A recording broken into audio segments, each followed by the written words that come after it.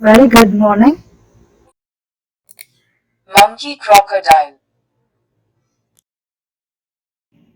ஒரு காலத்தில் ஒரு புத்திசாலி குரங்கு ஒரு மரத்தில் ஜூசி சிவப்பு ரோஜா ஆப்பிள்களை கொண்டிருந்தது. அவர் மிகவும் மகிழ்ச்சியாக இருந்தார். ஒரு நல்ல நாள், ஒரு முதலை அந்த மரத்தின் மீது நீந்தி வந்து குரங்கிடம்தான் நீண்ட தூரம் பயணித்ததாகவும் மிகவும் பசியாக இருந்ததால் உணவை தேடி வருவதாகவும் சொன்னது.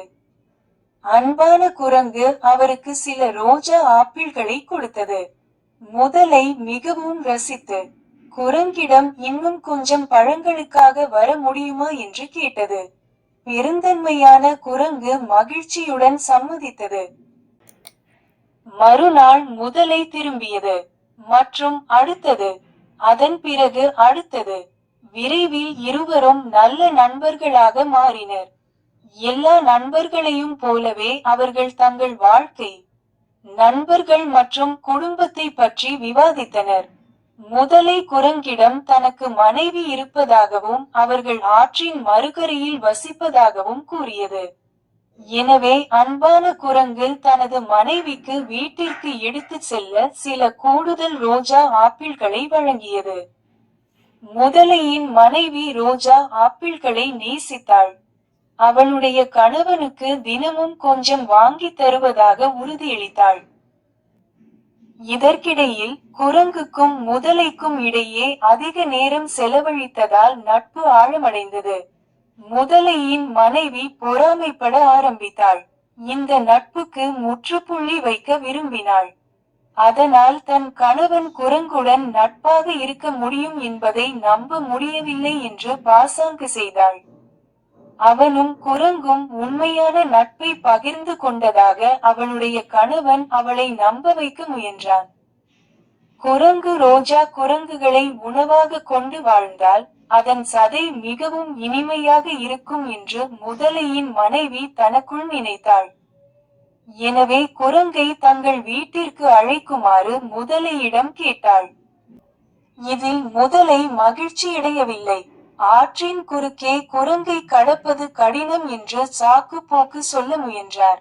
ஆனால் அவரது மனைவி குரங்கின் இறைச்சியை உண்பதில் உறுதியாக இருந்தார்.